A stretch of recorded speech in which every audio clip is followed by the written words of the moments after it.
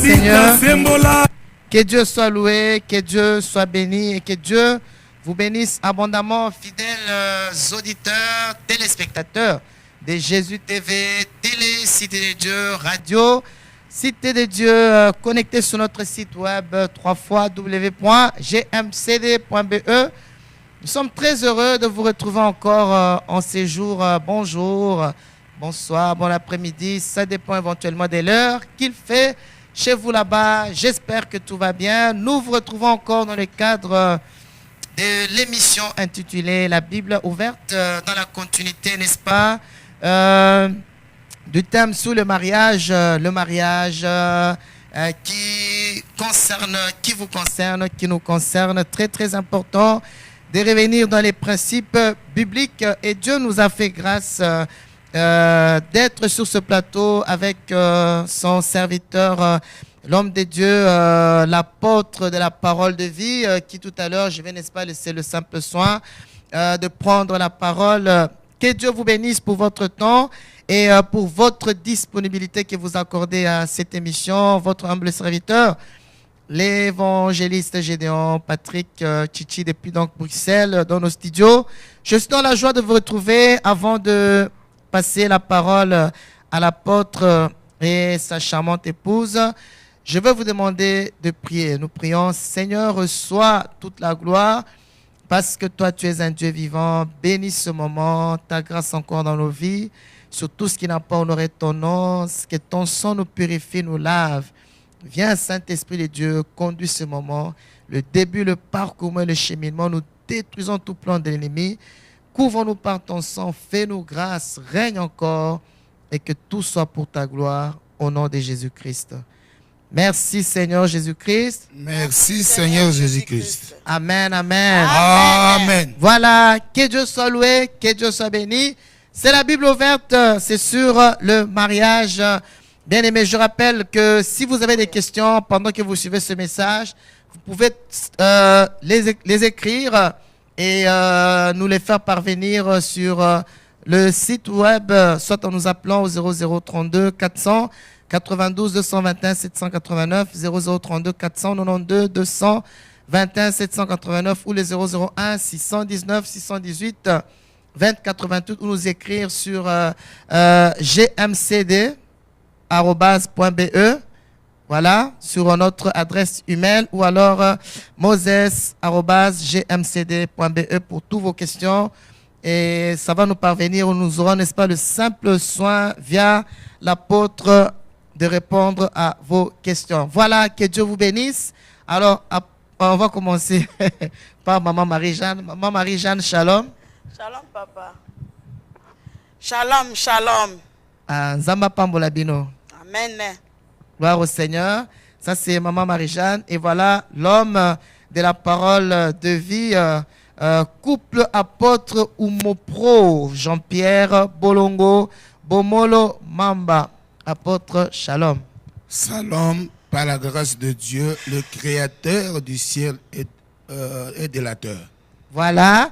Alors, voilà, c'est le couple apôtre Umopro, Jean-Pierre Bolongo, Bomolo Mamba, de l'église pentecôtiste La Parole de Vie au Congo, en sigle EPPVC, bar ASBL. Ils sont sur la commune de Ntsele, la rue Salomon, numéro 10, quartier Barumbu 1. Baumbu 1, pardon, quartier Baumbu 1, référence Plaza. Voilà, Dieu nous a fait grâce. Ils sont ici pour l'instant en Belgique, Bruxelles, pour les soins médicaux, et Dieu nous a fait grâce de les avoir dans le cadre de cette émission sur le mariage. Bonne condition d'écoute. Alors, l'apôtre a déjà, ça fait déjà 2 séances qu'on parle du mariage. Et aujourd'hui encore, c'est la continuité, bonne condition d'écoute. Et sans plus tarder, nous allons laisser la place à l'apôtre, l'homme de la parole de vie, pour la continuité. Apôtre, vous avez toute la place. L'apôtre s'exprime en lingala. Bonne condition d'écoute. Que Dieu vous bénisse. Mbote apôtre. Mbote bandeko oyo bazali kolanda biso. Nzambe akoka kopambola bino bipai nyonso oyo bino bozali. tobiangami na bino na koyokaka maloba na Nzambe pe kotosa oyo ezali mokano na Nzambe. Nzambe akeli biso bato mpo ete tosalaka volonté na ye. Atako munguna Satana aya kabolaka biso na Nzambe, Nzambe azongisa biso po ete tokoka vraiment kozala bao ya ye. Po alingaki te ete moto oyo akelaki akoka kotikala po akela moto mosusu. Te, Nzambe na biso aza juste. Abe atako munguna akoisaki moto, ifo na memela moto lobiko. Pe lobiko ya moto eyaki na nzela ya bosangani. Ya mwasi na mobali nde sikoyo lobiko ye komonana.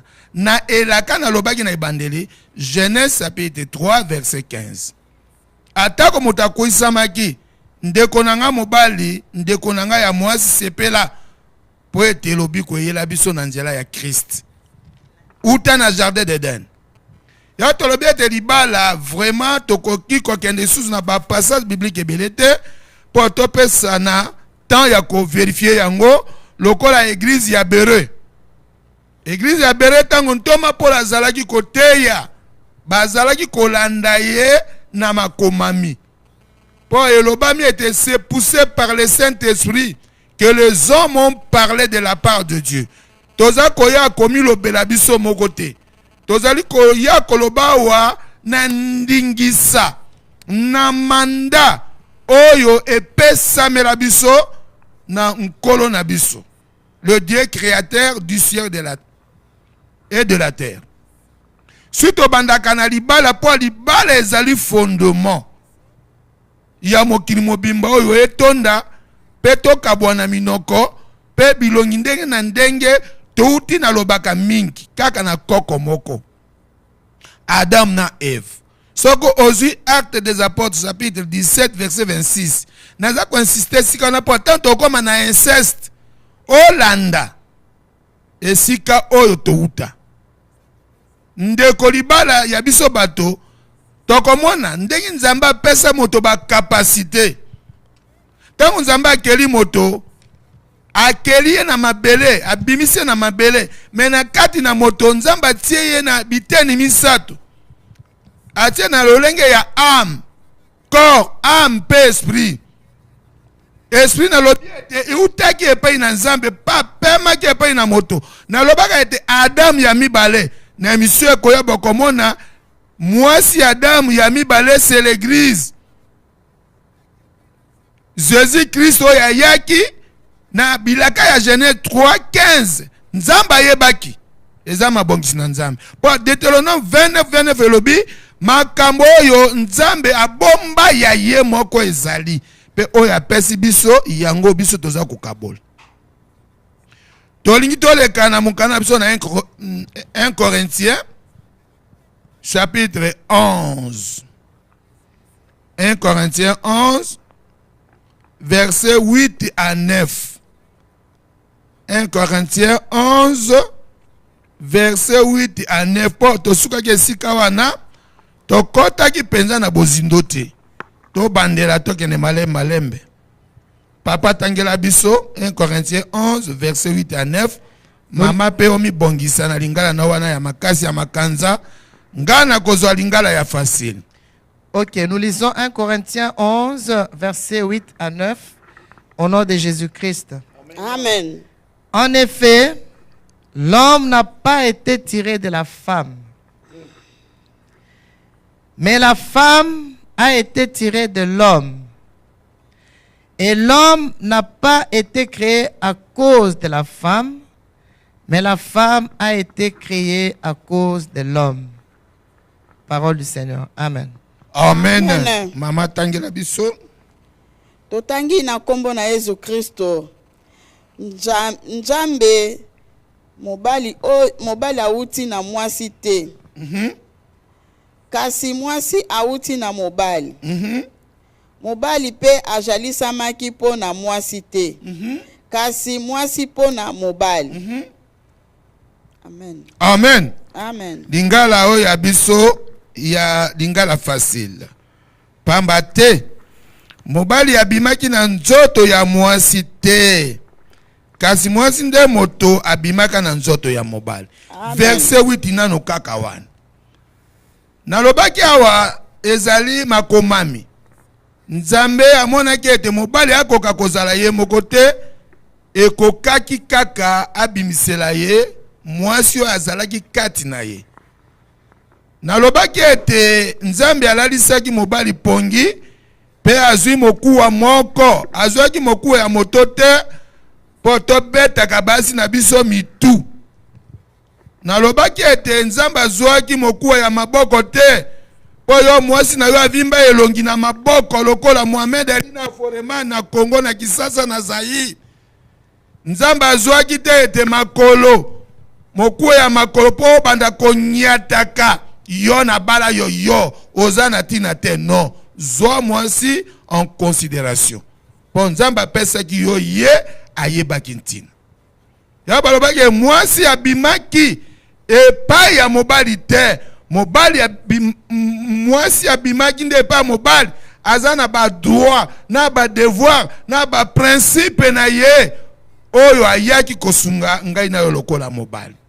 Tokokoma ndeko mama oyo zola nanga na verset 8 wana yo bimaki epai ya papa te okolaka papa na ba chemise. Basi ebele bakoma kokole ba papa na ba chemise. Soki ezaki tango ya mariage nde topanzi bisika mosusu ya kolakisa papa mokongo ata boswani. Okomi na ngambo ya Brazzaville, papa komi na Kisasa. Wana te mama yo yaki po sepelisa ngai. Ata moninga mobali na ba defo na ba erreur na ngai. Balobi oza mosungiti. Yo yeko sunga ofinga kanga okola kanga na chemise. Soumission ezate, discipline ezate. Te yaka na libala po ete libala ezali libota na esengo. Eza ya mindondo te. Amen. Yo pe kota biso batata batata mosusu tanga zui mama wana ayebete kosunga ye. Salaire na ye alingaka ta mama yeba yango te. Me mama kosunga na salaire yo za koyebisa lolengo zwaka te. Akosunga ndenge nini? Ba mususu ava bimatikela mwasi mbongo na mutu ambeto. Ba musu na mesa. Me mwasi ayebi salaire na ote. Lobi salaire na yo esili bo sangisi makanisite atu na obotika nga ozo déranger nga. Oyebi te ke salaire si bafuta nga muke ayebi mota na yango. Okoma kotanga mbongo na wese na toilette papa tika ayaki po bo sangisa makanisi boza mibale te. Ba musu bakoma compte mibale mwasi compte mobali compte yebanaka te. Moto na ba projet na ye na ba programme na ye te. Eza lolenge wana te. Bo sangani po bo sala libota ya esengo. Omona ba mususu papa tozonge epai na biso tokenda malembe. Mama yaki epai na yo po osunga yo le ise malamu. Kolata na ye koma mindondo to si tomoni yango. Mama polata mwa piesa bieso ko pesi ye mukumba ya zemi. Wana nde osombi piesi ya maternité mama abimana yango. Soki mama azwi mukumba zemi te yo papa kaka ba veste yo moko. Me mama aza kozela kaka mokolo yango. Soki ka yo bamiye ndende wana yebi piese zako ya. Bo soki mama siko ya boti bana ya basi ebele. Yo sombela ka kaka tango abota kaka piese wana moko. Omoni mindono musu ekota na libota. Mwana soka akoli akolinga azwa liputa ya mama. Abima. Le musu ayibi atie na sac. Tant mama koya ekomi problème. Nana créé problème wana. Ezali yo papa. Pesa mama droit na ye. Mama pe pesa papa ba droit na ye na ba devoir na ye. Wana biso tozali basali na Nzambe. Tozali ba chrétien. Tozali ba disciple a Jésus Christ. Mabala na biso ezalaka na mindondo te. Ezalaka mabala ya esengo. Bolamuki bwe bozo tala na ko, bozo tala na mbunzu na mbunzu, mpavala na mpavala, ntokolo na ntokolo. Ozo talobi wi, mokuwa ya mikuwa na ngai, monsuni ya misuni na ngai. Abimi epai na yo. azali moto ayaki kopesa bomoi pe mama azalaka na kimia na ndako soki yo papa po opesi ye kimia papa pa kozala na kimia na ndako soki pe yo mama opesi ye kimia tolongwe nano wana toke na verset 9 pe nzambe asalaka mobali mpo na mwasi te kasi asalaka mwasi mpo na mobali yango wana omoni tonimboli mwa moke ya bisika wana po ete ozwaka valer na libala oyo tozali akobalana pe nazongi lisusu mpo na kolendisa o mama obabala te nalobaki na emisio elekaki ete soki yo babala yo te landanga malamu soki babala yo te okoti na libala ya yaka tofanda ler muso okotaki libala wana na intere mpo mobali wana aza na bamoyen oke kobatama nsima ya libala wana azali na mwasi na ye to okomi deuxième bureau na ye to troisième bureau to babiro na babiro efungwama babiro oza na assurance moko te mpo aza na mwasi na ye oyo basala mariage to abala officiellement l'état yebi ye église yebi ye famille na bango yebi ye yo ye kokota ndeko oza na assurance te mukolo papa wana akokufa okobénéficie na eloko moko te ata yo na papa na boboti bana 30 mwasi aliboso aboti kaka mwana moko bana na 30 wana bakokomama na kombo ya mwasi wana ya liboso soki yo okobénéficie sima ya bana na yo po bana bazali makila ya tata wana yo ozana assurance moko te tika kodéranger libala ya moninga tika ntango nzambe akelaki mwasi na mobali akelaki basi mibale te azwaki mikuwa mibale te ndeko azwaki kaka mokuwa moko po alingaki libala ekota na kimia tokomona esika bombanda ebandi na ba conflit na yango tokene maleme po émission ya libala ezali mozindo mingi toza kozwa superficiel mais na profondément na yango soki toza na ba enseignement to na ba convention na église wana tokokotisa mais tokotisa nyonso te po eza na ba degré bao babali baza na mateya na bango bao babali te baza na mateya na bango to bao bazali na kifiançai bazali na mateya na bango tokosangisa te ki ozwi kaka libala esika bato babali to komi koteya n'importe quoi non epuis tokoteya biteya teya te na bana na biso po atteinte à la pudeur mibeko ezali kopekisa droit de l'enfant fo toloba mateya oyo ekoki kosunga biso église ezali mpo na kotunga eza mpo na kobebisa milimo na bato te to kokabola bato te to koboma te. Jésus-Christ n'était pas venu pour la division. Kokabwanate ya ayaki na unité. Tata wana tolobaki ayaki kokabola mais akokaka te na libala o bato bayebi kobanga nzambe. Soki oza kobanga nzambe otangaka Bible ya lokola ngai ndeko soko oza kotiola maloba oyo oza kotiola biso basai na nzambe te oza kotiola nzambe oyo abimisaki yo mwasi na nzoto ya mobali pe oyo abimisaki mobali na mabele. Toleki lisusu na Genèse 2:18 papa tangela biso tokene malembe. Genèse 2:18 mokana na ebandeli Genèse 2:18. Nous lisons Genèse chapitre 2 verset 18 au nom de Jésus-Christ. L'Éternel Dieu dit, il n'est pas bon que l'homme soit seul. Je lui ferai une aide semblable à lui. Parole du Seigneur. Amen. Amen. Yahweh nzambe alobaki ete. Ejali malamu te ete moto ajala ye moko. Nakosalela ye mosungi mobongi na ye. Amen. Amen. Amen. Amen à bien. Amen. Amen à bien. Amen. Amen. Musu ezaka ya kolokota nzela. Sima yawe ya nzambe alobi. Ezali malamu te. Moto azala kaka ye moko. Elingi koloba ete mobali ozalaka yo moko na jardin d'Eden. Na ba commentaire biblique. Oyo biso to meka kokundola mwa muke na lolenge ya théologie. On n'étudie pas Dieu, mais on étudie la science. Na ba doctrine, na ba commentaire humain. Na sociologie pe na ba psychologie. Ba monete mobali azalaki ye moko. Azalaki ye moko 100 ans. Ye moko. Bon, un jour égale 1000 ans. 1000 ans égale un jour. Nzamba sepela ki apesa ngai na yo mwasi. Mabe ya nzambe ezali wapi?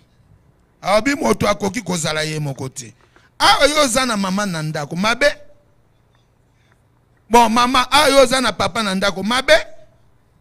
Eza malamu. Ekoki libala ezalaka bongo. Pa boko bota bana ya valeur. Boko bota bana ya qualité. Boko bota bana oyo bako banga nzambe. Pe bakoyeba nzambe. Mwana wana kofinga yo papa ta mokolo moko te. Mwana wana kofinga mama te. Metango yo longola mama ina libala. Mwana akoli. Obengi conflit yo moko na kati ya ndako. E situ biso basele ya nzambe. O totika basi na biso. O tobota na bango bana. Tokoma koluka basi o. Ya o soki ya vision. O soki ya mission. O mwasi ya pele. Kalakala oyo yo yebaki te.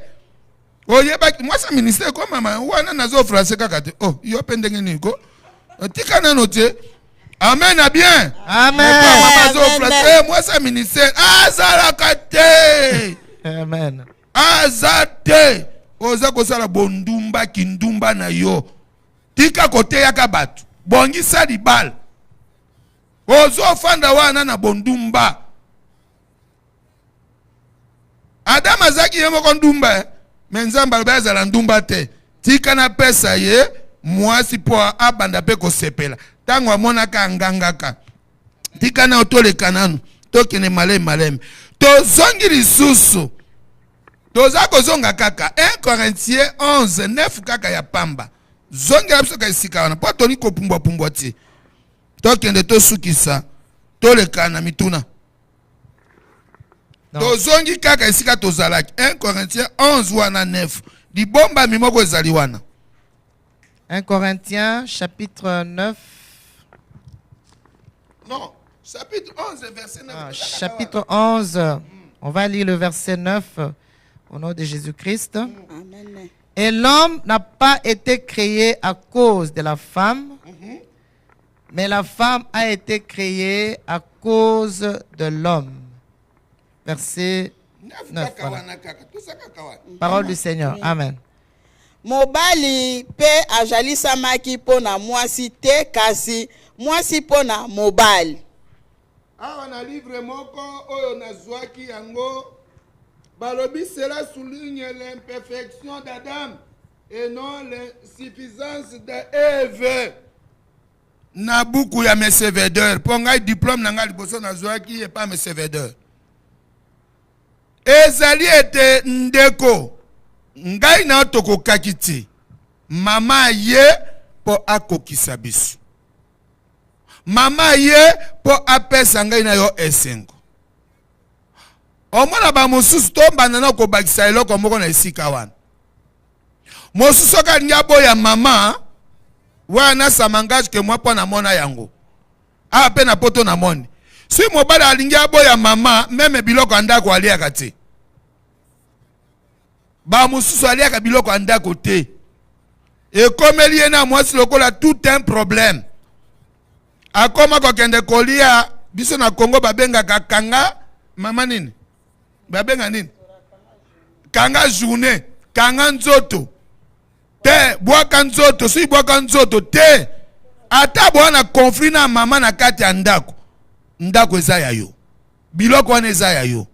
Biloko te ekoki kokabola yo na mama ki oli ati. Ozomona? Kanda ezali mopaya. Kanda ememaka eloko ya malamu te.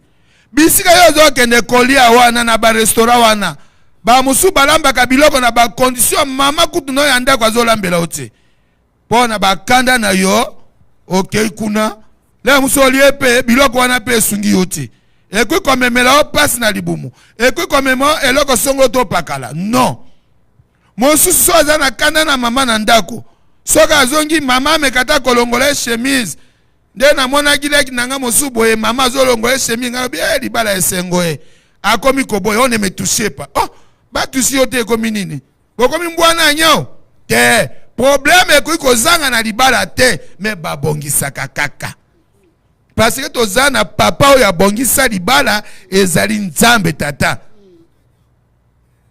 ata yo mama problème ezali ekoki kozanga te nalobaki libala ezali école de formation po olonga na libala il faut bokabwani na alliance oyo tolatanaka tolobaka nini kino liwa ekokabola biso bamusoko mwana mobali abeli mwasi akimi ye akimi namona yango na hôpital mpo nga nasali depuis 1992 kino lelo nakomi na royaume ya Belgique kozwa basoins médicaux c'est-à-dire 23 ans ya passe me mama na nga oyo atika ngai te me baninga mosusu batika mibali na bango mpo bakotaki mabala ya intérêt ndeko yo tiki mobali oyo aza na passe oke kobala mobali wana azali lolenge nini aza na lolenge ya mobali mosusu nzambe akrea mobali mosusu te akreaka mobali moko biso tu tobimi na koko wana Adam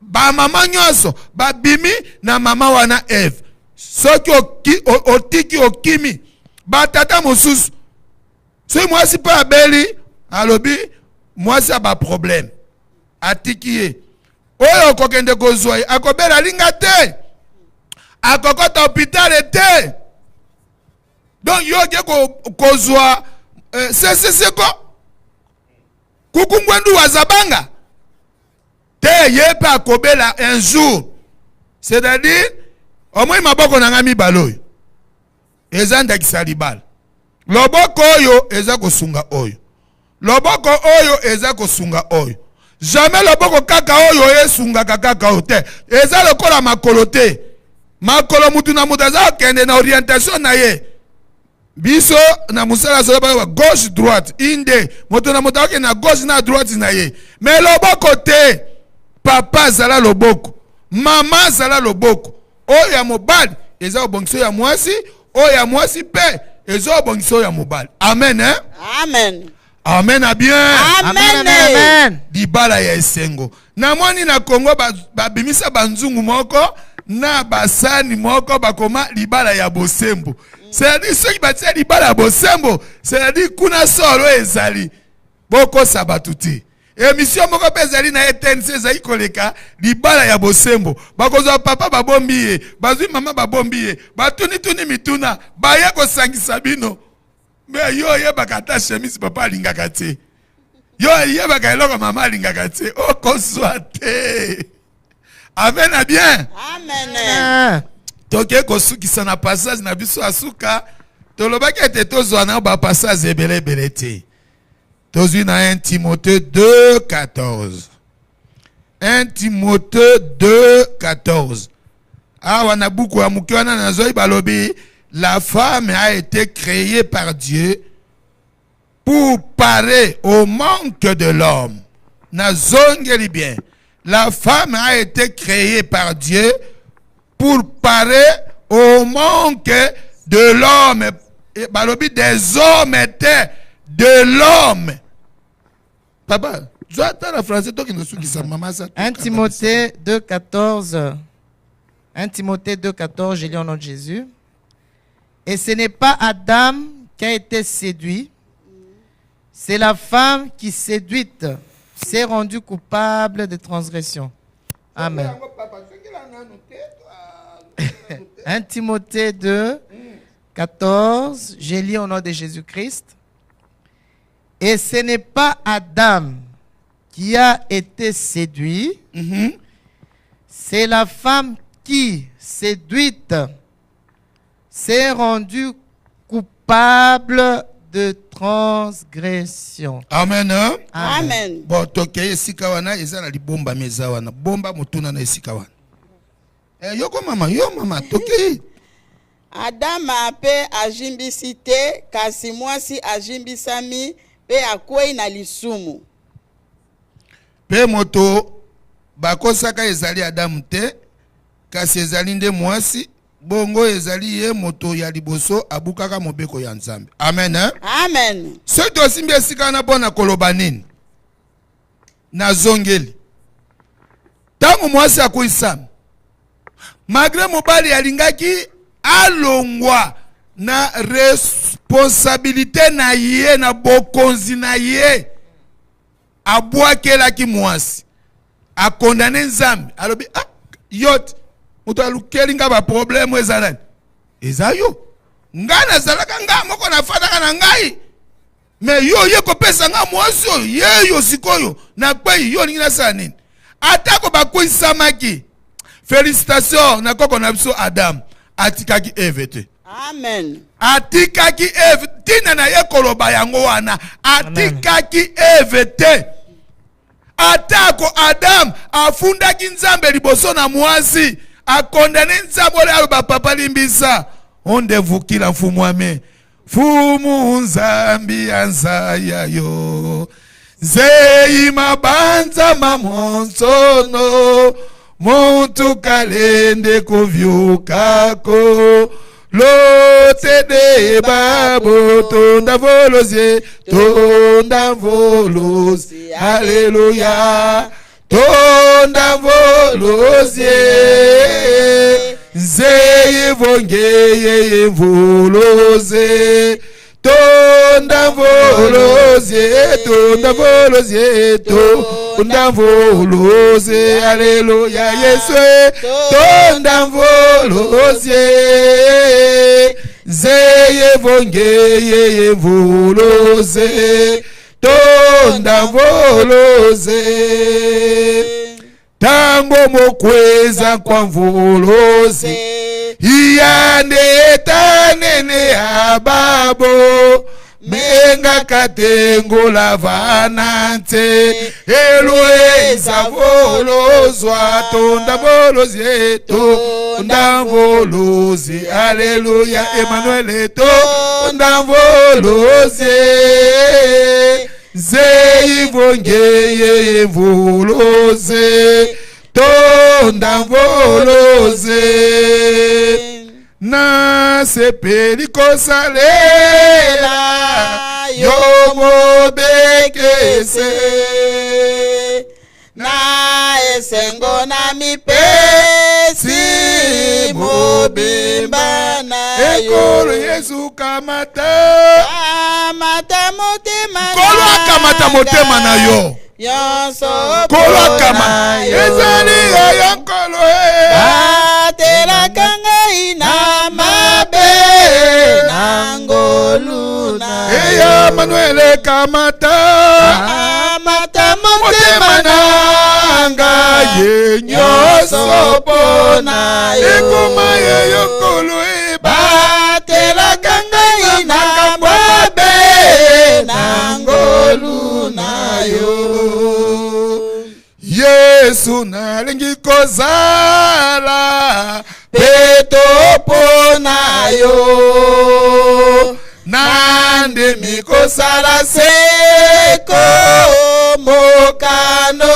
na eya Manuel kamata motema na ngai nyonso pona yo ekoma ya nkolo batelaka ngai na mwabe na ngoluna eya Manuel kamata motema na ngai kolo nyonso pona yo ezali nkolo batelaka ngai na mwabe na ngoluna yo nakobanga lesoso te mikakatano na kati ya libala nazwi elikya monene kati nako eya manuele kamata kamata motema nanga ye nyoso pona yo ekoma ye yonkolo batela kanga makambo mabe nangoluna eya manuele kamata kamata motema nanga nyonso pona yo ekoma ya yonkolo batela kanga makambo ya libala nangoluna yo tika elongo tokende mboka lekolo mboka na nkembo kuna tokoyemba nzembo na elonga eya manuele kamata kamata motema nanga ye nyonso pona yo ekoma ye yonkolo batelaka ngai makambo abe nangolu na yo soki ozali mosali na nzambe ozali chrétien ou chrétienne ozali disciple ya Jésus Christ ndenge nini yo okoki kaka koluka ba raison mpona kokabwana na mama tala Adam atako atiaki responsabilité pa nzambe tata me ntango amonaka mwasi nani asepelaki nani angangaki nani aninganaki nani aninganaki ko yo pe lobaka nani aninganaki alobaki nini mokuwe ya mikuwa na ngai mosunie ya misuni na ngai nazalaki ngai moko nazwi oyo ya ngai asepelaki atikaki mwasi na ete yo okoma kotika mama okoma olukaka basi ya ministère bakende omemelaka o babible bakende komemelaka o babible mama akokai komema bible te okata maboko mama wana akokai komemela bible te okoma oluka o mwasi po mama ebika lingala bongo minoko nyonso tu ekeseni na oteya na lingala ya na valeur lokola anglais moto ya anglais akoteya na anglais chinois aza koteya na kishinois na ye oyo akoteya na monoko ngai nakoteya na lingala monoko na ngai ya monoko ti nde mama azali awa to osolola te faut na luka na oyo ya français mpo nga na bi français te keba oza kosalela nkolo te elaka eza koya mobali ya libala aza koya tozokende malema na suki na esika wana nzambe apambola oyo aza na matoi ya koyoka oza na motema kosimba asimba oyo aza na miso atangaki makomi oyo nzambe afungola miso nzambe apambola oyo oza na libala batela libala batela libala mama tika ba désordre poto eza lola te poto eza lola na poto bokoma koboma mabala po na mbongo totanga kombo te boyebi te mosungi aza très important ta musuli kambo mwe kozwa kwakoso na butu ata mobali azangi mbongo akoko mema ata na mukongo pa bengelo voiture libala eza na kimia boboto eza kana bino bao babali te bobala na kimia bao baboti te bobota na esengo po ete eza lipambo neti mwana nga akendi ko se présenter abenga lobi na sepeli Josué Emmanuel abalani na Benedict abi papa tokene libala esengo babokiro esengo biso pe kote o bato bakende ko représenter biso esengo babi papa olakisa biso esengo tomone esengo ya libala ezali esengo ezali église ya ebandeli yo komi libala komi kotia misala diable na kati te tika nzamba apambola bino bo boza koluka kimia bo pe boli bo bongisa il n'est jamais trop tard nano kufite bongisa nazongisi maloba epa ya papa Gédéon po yepa koka kozwa eteno etikali. Amen. Gloire au Seigneur. Que Dieu soit loué, que Dieu vous bénisse abondamment. L'homme de la parole de vie, couple apôtre homopro, Jean-Pierre Bolongo Bomola, Bomolo Mamba. Quel message merveilleux. Je pense que vous avez suivi, n'est-ce pas, avec moi dans ce message si merveilleux. L'homme a été créé à cause de l'homme. L'homme n'a pas été tiré de la femme, mais c'est la femme qui a été tirée de l'homme. Et Dieu sait pourquoi il a mis, n'est-ce pas, cette femme-là à la disposition de vous, l'homme. Ce n'est pas pour écraser la femme, ce n'est pas pour être comme Mike Tyson ou bien Foreman ou tous ces boxeurs pour commencer à boxer votre femme tous les jours. Mais Dieu a mis votre femme à votre disposition pour qu'elle soit, n'est-ce pas, pour vous une aide. Donc, vous, l'homme, vous devez, n'est-ce pas, prendre en considération la femme que Dieu, n'est-ce pas, vous a donnée, arrangée, n'est-ce pas, dans votre couple. C'est très, très merveilleux ce message. Voilà donc, la femme, il doit y avoir une unité entre la femme et l'homme, même point de vue salaire, ce que tu touches, papa. C'est très important, n'est-ce pas, que ta femme, n'est-ce pas, soit au courant. Je vais essayer de résumer ce message dans quelques minutes et puis après nous allons revenir avec quelques questions pour une meilleure, n'est-ce pas, compréhension de ce beau message d'aujourd'hui. Donc, j'ai souligné aussi des points importants. Maman aura la paix à la maison ou inversement si papa, n'est-ce pas, accorde cette paix à maman ou inversement. Donc voilà, il a aussi souligné un point très important. Les gens, n'est-ce pas, qui s'incrustent dans les foyers des gens, alors que vous avez déjà votre mari et votre femme, vous préférez, n'est-ce pas, laisser vos foyers à vous pour s'incruster dans les mabalas des autres personnes. Arrêtez avec ces choses-là. On va revenir encore pour une question avec l'homme de Dieu. Nous avons évoqué le Genèse chapitre 2, verset 18, où Dieu a dit qu'il n'est pas bon que l'homme soit seul. Dieu a dit qu'il lui fera une aide semblable. Là, je reviendrai encore avec une question. Alors, les gens qui veulent divorcer commencent d'abord par ne pas manger chez eux, parce que soi-disant, n'est-ce pas, ils vont aller manger à la femme du ministère. Là aussi, n'est-ce pas, on reviendra avec d'autres questions par rapport à cela. Alors, les problèmes ne manquent pas dans les couples. Il y aura toujours des problèmes, un peu de disputes là-bas, un peu de mésententes, mais nous devons toujours arranger. D'autres ont fui leur conjoint parce que le conjoint était malade. Là, l'apôtre a donné un bel exemple. Depuis 92, il a eu son accident. Jusqu'à ces jours, maman est restée toujours à côté de lui. N'est-ce pas un si beau couple merveilleux? Vraiment un grand exemple à suivre. Et nous avons fini par 1 Timothée 2, 14, où je vais relire ce verset de 1 Timothée 2, 14. Ce n'est pas Adam qui a été séduit, c'est la femme qui, séduite, s'est rendue coupable de transgression. Donc la femme a été séduite par le serpent, elle a mangé le fruit, elle a péché, mais en aucun cas, si vous lisez la Bible, en aucun cas Adam a abandonné la femme parce que la femme avait mangé le fruit et Adam a abandonné la femme. Jamais. Par contre, nous voyons, n'est-ce pas, beaucoup de serviteurs de Dieu qui l'ont fait. Et là, n'est-ce pas, nous reviendrons avec quelques questions.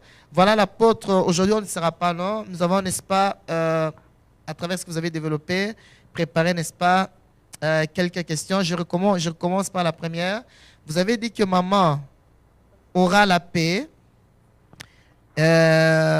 ou maman aura la paix si papa accorde cette paix à maman ou inversement. Et qu'est-ce que vous voulez, qu'est-ce que beaucoup de gens pour le couple, discutera toujours. C'est vrai qu'il y a des disputes et qu'on a na libala, mais ils ont un couple tous les jours, à chaque instant, discutera toujours. Boye, nandengana, c'est très difficile que Kimia et Zanakata ba couple parce que discutera toujours. Apôtre Jean-Pierre. Oui, merci Papa Gédéon. Nawe koloba boye na mokusi. Nana memaka discussion na katandako ya ba couple ezali diable.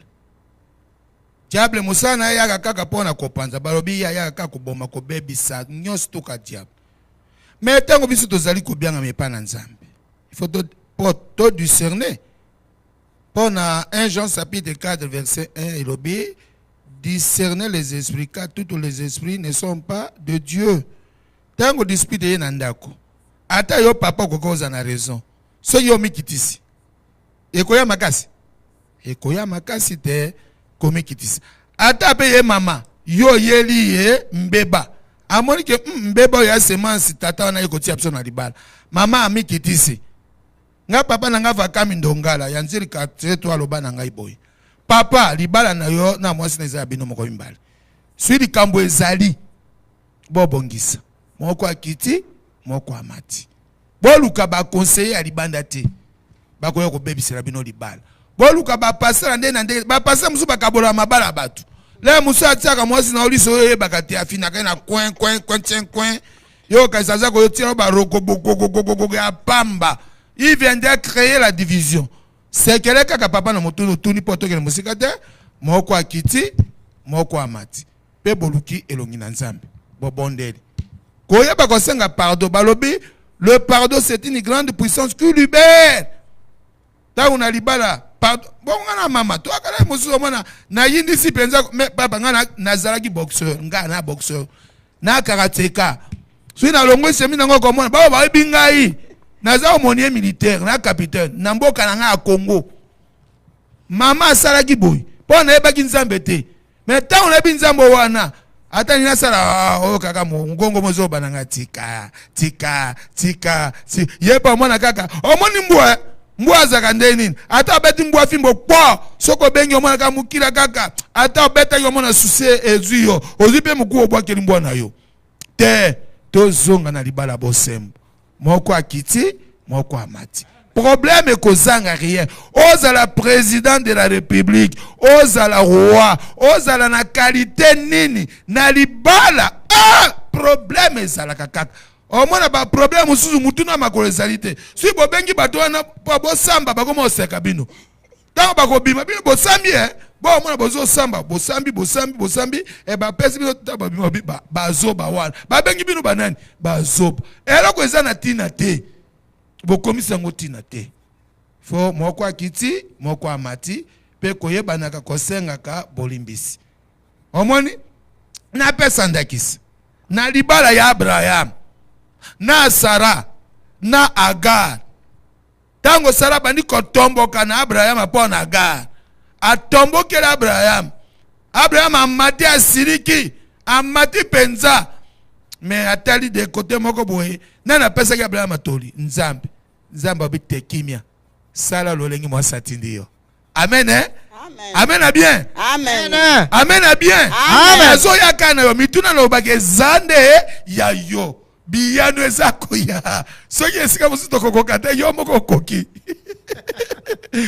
mosusu Jacob na Rachel aho bana Rachel nini mende nini kulutu na ngale yazo botaka bana ebele ngai siko kaka ndenge wana zwa mutu na nga musala bobota na ye potala kaka ndenge nini Jacob obai na nini yana Bible abi ngai nenzame mutapesa ka bana likabona bana ezali ya ngai to ya nzambe ozomona eza koyokana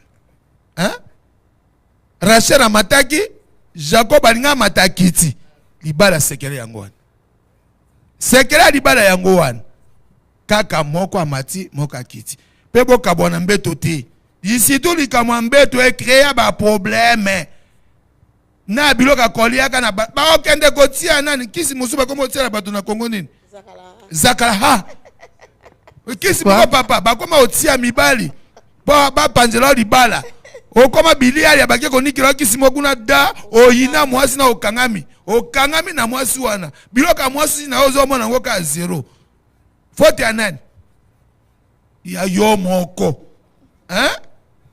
ozwaki mama po alambelaka yo ozoi mama po asungaka yo mais problème ezali otika mbeto bamusu ake kuna ki olala oki olala na mbeto wana oyebi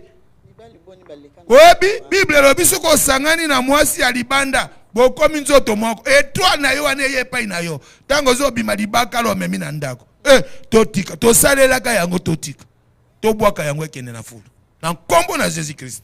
Amen. Voilà la réponse que l'apôtre a donnée. Ça englobe justement la deuxième question que je voulais poser sous bateau s'incrustaka ou kota na mama la baninga mususu azana libala na ye azana mwasi pe bana na ye mais justement a abandonné mwasi na mobala na ye po akende okota libala mosusu parce que côté kuna mwasi mosusu wana azolambela ye bien etc. Mais d'un côté... Tuna kaka, papa. Oui. Tuna kaka. Justement, ma question est de savoir, mobile wana tiki mwasi na ye, na bana na ye, ake okota na libala mususu. Bako mobenga ngo Mario. Sikoyo, baza wana bazo kabiso na ngonga oyo. Na yo keki na mataya, boyebisa ki bango batika. Sikoyo, bazo linga kotika, ta mususu, mwasi wana azo sepelise mingi koleka mwasi, qu'est-ce que vous pouvez dire à ces merci bien-aimés? Wana mama bandana. Ponga so ina pufulia wa mama bandana. Fo mama pa ko sanga baidete ye mwasi. Ya solo. Asaninga bazakala kaka. Banini tout ça. Ya pas bandate. Ya solo. Merci mingi na maloba. Mais soki na rotala pona mobali, ezaka posa ya nzoto. Mais azana mwasi na ina ndako. Pona kokolo bete mwasi ya ndako na mwasi ya libanda bokese nezali te ponza masala ibiso ka moko. Allo félicitations mama. Mais siko tango yoke na libanda otiki mwasi na yo ya ndako na position ya libanda na ya ndako oyo bandaki nanu mwasi na yo ya bolenge oyo sepelaki na ye lelo ya koma mabe liboso na yo mobali po otika ye okeno koluka na libanda eza malamu te eza nde mobali posa na ye oyo sepeli ete abima na ye libanda asundola mama bana na ye. Mais eza malamu te sengeli papa oyo azosala biloko wana azonga na ndaku na ye akanisa bolenge mwasi na ye oyo andimaki pole ya lingaki mama na bana amonaki ete basi musu baza kitoko te kaka oyo wana oyo alingaki aza kitoko melelo atika ye na position nini wana eza nde baposa ya nzoto mpe kolanda mokili eza ya litomba te. Nga na bakisi boye papa Gedeon soki pa Moïse azalaka nde na fundi yo ozalaka na mituna moko te eza mutu ya mayele balobi moto il faut une tête mutu nde motu amen bien amen omoni na te yaka na RTNC sur l'ingérence pe ba tata moko azalaki na basi na ye mibale na ndako bazali kopotanaka na likambo te kotuna wana ta on a te sur l'ingérence na kote na bozindo ta on aza kozonga na émission na silisi bazalaki na njini na quartier 3 natala batele misinga oh papa yo muto te na RTNC nga binga iti abita yo muto te na RTNC oteki makambo ingérence ndenge makambo zoleka okoteti na makambo mabala ti osimba ki ba point belé mais ngali kamango ezwaki ngai na basi na ngami balé mais yo muto okabola ki bitumba wana ngana binga iti za nzambe moto ayaki kokabola bino bitumba wana réellement ezanga mona pasaki na émission oyebi papa eza demo o babengaka ya addicteur te zonga na ngai muke demo ya adultère te wana eza en français tozongi suka na français tokokota demo ya adultère demo ya addicteur to demo ya ekopo parce ni mama alobi mwasi kaka zaka lolenge moko te bongisa mwasi na yo nzinzi emene ya yemba yango bongisa mwasi na yo nzinzi mwasi olingi emene ya yembe la bino nzembo wa okazi banze muso mukilaka mabe eza mabe te eza bien yo bongisaka mwasi te kuna nde okoma obongisa pe mwasi wana te bilamba no kendo lulaka kuna la mususu ba mibai musu basombelaka ye la mususu ndenge ya mwasi ye moko organisation mais na présentation c'est ma foi mais quelle foi mais yango wana bongisa ndako so ozo bima libanda ça dit ndako na yo ozo bongisa te et yano nanga yango wana. Amen. Très simple, très court. Arrange ta maison. Si tu arranges ta maison, tu ne partiras pas dehors. Et c'est quelque maman oh na pas sonda kisamoko ah na tata oyo na mona na misu ndeko moko ya mwasi azana moninga na ya mwasi tango ndeko na za ya mwasi azwi ndeko na ye mobali azaki na bapoto awo na njili quartier 8 tango mobali ye na poto mobali alobi na lie pe ba biloko ya poto tro nali ya kafufu mwasi wana oyo ya kolondako oyo alingi akota na libala ya ndeko na biso mobali wana ayebi na ekolamba fufu te ye azosala nde nini akia kozwa moninga na ye moninga na bandi koya kolambelaka ye fufu abando olambela fufu so asi olambela fufu atikeli ya kati atieli mobali ali mikolo mosusu kaka ndenge wana soki mobali ka abimi ye abengi moninga na alambele fufu yoka conséquence conséquence soki eteye efutaka mabe mobali moko wana abimaki te toyi kozwa ndakisa kola samedi afandi na kati ya ndako mwasi alambi atala boye mwasi abimi libanda aki ozwa moninga na ye wana mosusu moninga mpe wana ye mpe akoti siko mobali atala boye ye na moninga bakoti na kati ya cuisine moto azolamba fufu nani moninga siko mobali azokengela kaka na mopanzi azotala te esili sikoyo mwasi azwi biloko wana afufu abongisa ye atie na mesa ye afandi mobali pa afandi moninga pa afandi sikoyo mobali atuni alobi nani alambi fufu oyo mwasi alobi ezanga alobi yo moto olambi fufu te moninga na moto alambi fufu yo olambi te donc ngai na ina bala yo po obengaka baninga na yo baya olambela nga biloko bima tika ndako moninga na tika na libala faute ya nani yo moko parce que oza na mama basi musu balingaka koyekola misele pa ba mama na bango te papa ngai ko soko bala kozaka na fiancé te nangi koloba kaka pesa nga tike na bengela mwana nanga moko soka lambelo kaka supu wa ka okoki mandako po mama yo na loboko ya munu fuide ya mwana mayumbu nga na mungala me nalia kibedi penza kwa modero loba amena bien Amen. tika koseka ko nalia kibedi lokola modero webi modero olanda tia de modero Non, c'est quoi? zia na oyela osede wanotala oyo penza ya luku bana mayumbu penza ya boye ya boye bana na nganyo so ya basi na ya mibali babi kolamba meme ngamo pe na bi kolamba amen ozomona Amen. eza faute na yo mama yekola bayokaka soni te eloko nyonso tu balakisaka eza pe na mate ya libala tokolakisa nde mwasi kolamba tokolakisa nde mwasi kobongisa mbeto tokolakisa mwasi akoki kosukola bamosusu bayebaka ta kosukola monoko te so atie ha gazoir sikoyo mobali akoki gazoir wana akimi faute ya nani il faut kolakisaka pe kolakisa po ezalaka na harmonie omonaka pigeon te yo so omona pigeon Yes. oso omona pigeon omona ndeni epesanga pe nga pe na tuni opesanga pe yani Bon, pigeon na Monica na dingue ba position na ye. ma position nini ko pesa ma position te Dans le sens où, mais si tu t'approches de lui, il s'envole. ah moni mais nga nazote ya nini yo tuna nga mituna nga nini ya libala bolingo ti Libala, ouais. omona pigeon soka simi mwasi na ye na minoko omona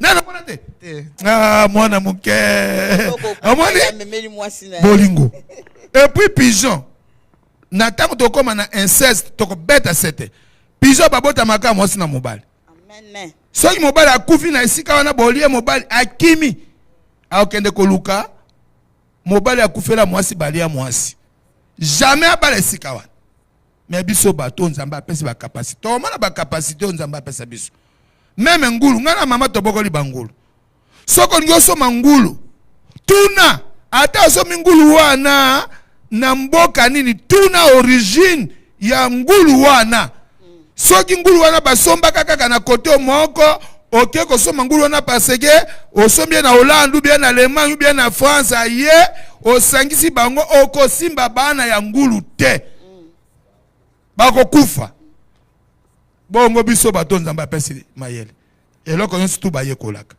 moto moko aleki moninga na mayele aza te toza kose complete toza kose complete biso nyonso tu oyo ayebi eloko abakisi moninga omoni église nde yango wana na suki wana po tobomba nano eleka mingi te. Amen. Gloire au Seigneur. Faute de temps, nous allons donc nous arrêter ici pour aujourd'hui. Alors, juste une dernière question. Apôtre, après nous allons nous arrêter par ici. Bon, souvenez qu'il y a un mot très important, Bolobi, que non, Moninga Batela Libala, Europe, est un paradis, parce que en Europe, bazo baby samabala mingi, effectivement, parce que ici, en Europe,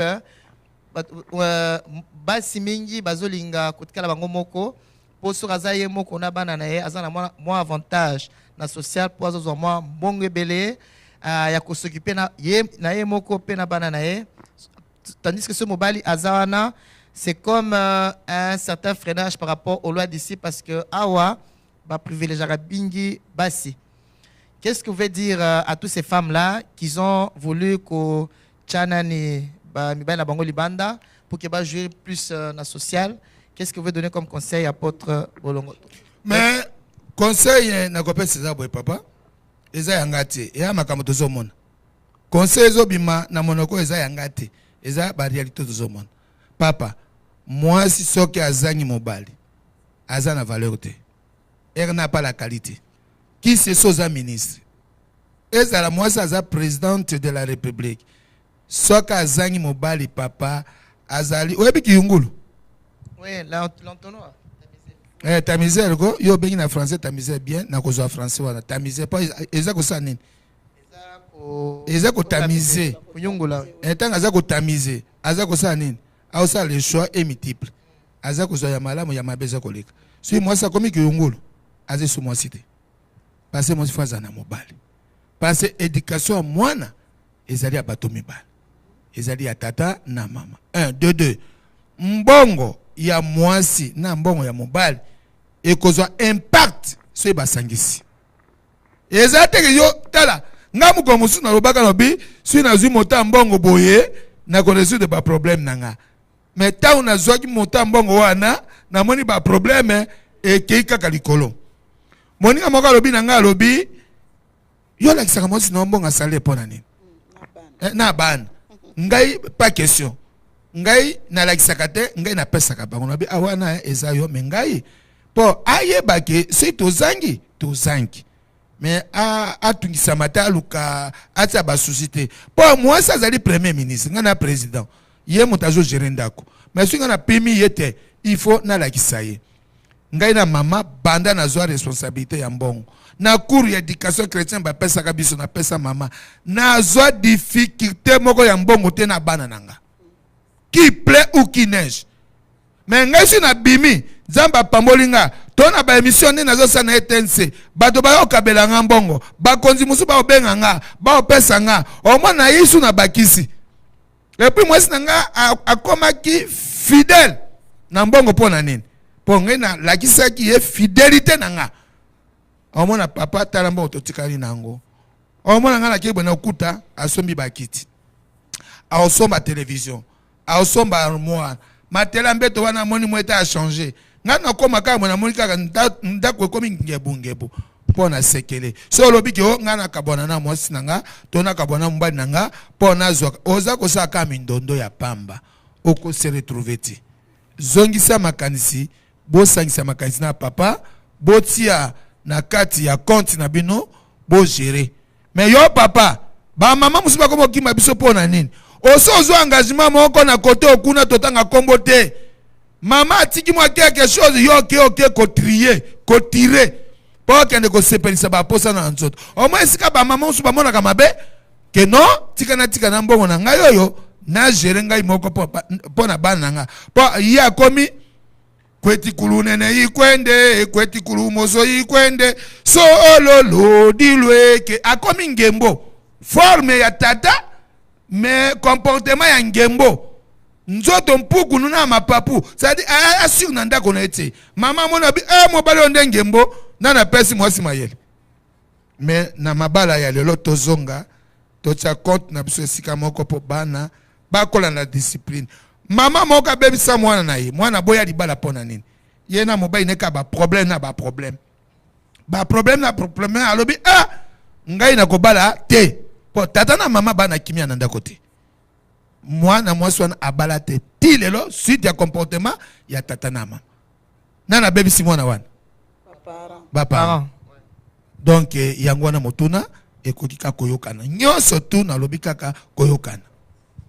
Voilà, nyonso tu entente. En tout cas, un très bel exposé aujourd'hui. Moi, personnellement, j'ai été béni et j'espère pour vous, fidèles téléspectateurs, que vous avez été aussi bénis. Donc, n'hésitez pas. Si vous avez des questions, malheureusement, on est limité par le temps, on s'arrête par ici. Mais si vous avez des questions, veuillez les écrire et nous envoyer sur moses@ gmcd.be. Vous pouvez aussi nous écrire sur Facebook. Vous tapez groupe La Sanctification. Vous nous envoyez les messages ou Pasteur Moïse vous envoyez vos questions par rapport à ce message. Et nous vous aurons, n'est-ce pas, le privilège de vous répondre avec l'homme de Dieu et sa charmante épouse, le couple apôtre Homopro Jean-Pierre. En tout cas, nous avons été très, très bénis. Alors, apôtre Eza, dernière fois, on sera encore ici avec vous le jeudi. Peut-être, maman, Marie-Jeanne, un dernier mot pour clôturer. Merci mingi pour na maloba. Na sengi kaka ba oyo baza deja ba bala. Bazwa kimia na mabala na bango. Pe tango problème ezali ba luka pe longi na nzambe. Po nzambe naza na solution na nyonso. Ke batungisa bombo ina bango ya kokabwana na mabala, papa kuna, mama kuna, bo bana sikoyo, bozo lakisa bango nini. Nde eloko na kosenge te nzambe apesa kimia na mabala. Apesa kimia penza. Eloko na sengi yango wana nzambe ya pambola ba onyoso ba balani kimia ezala na bango. Amen. Que Dieu bénisse maman Marie-Jeanne. Apôtre Jean-Pierre, votre dernier mot. Bon, dernier mot nangai. Nzamba apambola émission oyo, apambola papa Moïse na mama Esther, apambola Severa, apambola papa Gédéon. Pe libota nangai na Congo bapambwama, pe basala nzambe nyoso to bapambwama. Bon, qui dit des serviteurs de Dieu, dit Dieu. Tozo kene malembe eza koso na te. Ngai nazali moto ba polémique ti. Soko ni ba polémique pa nanga okokima. Je suis gradué en théologie. Je suis gradué en théologie. Na te ya kamate ya polémique te. Na finga ka bato na télévision te. Papa nanga vakami ndongala na nzili quartier to afinga motote. Koko nanga ngubwanga na makala wasa na nzela ngaba bafinga ka bato te. On se partage, on se complète dans la parole de Dieu. So yo monike esika ngana suki ngana kokite yo po bakisiti. Ezanda ko étage. Maintenant ko étage balukaka te oya nano ko buka fondement o moninga zai ko tia po libota zonga na sengo yo ye na bakesto si to ye bibino na Belgique. Soko ye na polémique pa nanga okokima yo moko. Je suis officier militaire. Je suis capitaine na FARDC. Na yaka baso médicaux. Oluke pa nanga okomi makambo internet na chaîne chrétienne na mumu na nzambo azana kimia okoyoka yo ngala ko répondre yote. Exode 14:14 Bible ndeko ko répondre yo oyo abotaka ti na nkombo ya Jésus Christ okobota. Amen. Tiari ke pa nzambe ko kabona na papa te to na mama po ozangi kobota ona no balite zila tango na yo. Amen. Le panier circule encore. Amen. O babalani di pamboli ya solo e kota na ndako. Kimia na nkolo ebatela bino loboko na nzambe ezali likolo na bino elongi na nzambe efungwela bino kontina nyonso to elandi biso tika nzambe apambola pe na pamboli mama na ngai Esther oyo azali pe kosunga ngai mwasa papa Moïse apesa biso toli pe papa Tamundele na mama vraiment Joséphine baza opesa biso toli tozaya upana kopesa na toli pe na pamboli yo Gédéon po maglobalité mokola libala na yo ngana oyela oka Bible. Fiancé na yo bonga na oyela oka Bible. Amen. Na opesa oka proverbe tout nanga combien? Combien apôtre? Proverbe 31. Banda kendo otanga ka place wana. Proverbe 31. Tanga kana esika wana. Mosuto bombi. 31 wana. Hein? Tanga ngo mukolokozwa mituno tuni biyano ya yo. Tika nzamba pamola émission na biso. Amen. Que Dieu bénisse notre émission. Alors que Dieu bénisse aussi le couple Homopro. Si vous pouvez, n'est-ce pas, clôturer par une prière couple Homopro. Prière bondela. Ngamu gona na bondela mama pe bon. Wa moi c'est mose na nzambe. Bondela. Ibala pe yo moto yaki oyaki kolukela ngami ndondo. Bondela pe. Amen. Merci Père de gloire, Papa na Lola, to pambolio moyenge bene, kosi na yuda libanga na talo, mojalisi na likolo na sekolo ya bikela munyonso. Papa na pambolio na émission oyo, ozo lekisa biso na yango nzambe, tike tozwa na olokumu. Merci nkolo. Pambola ba onyoso bali kolanda biso na émission o nzambe. Yondo zali mopesi na kimia papa. Na senge pa na wete. Pesa kimia na mabala nyonso kolo na bomo yondo zali mokonje.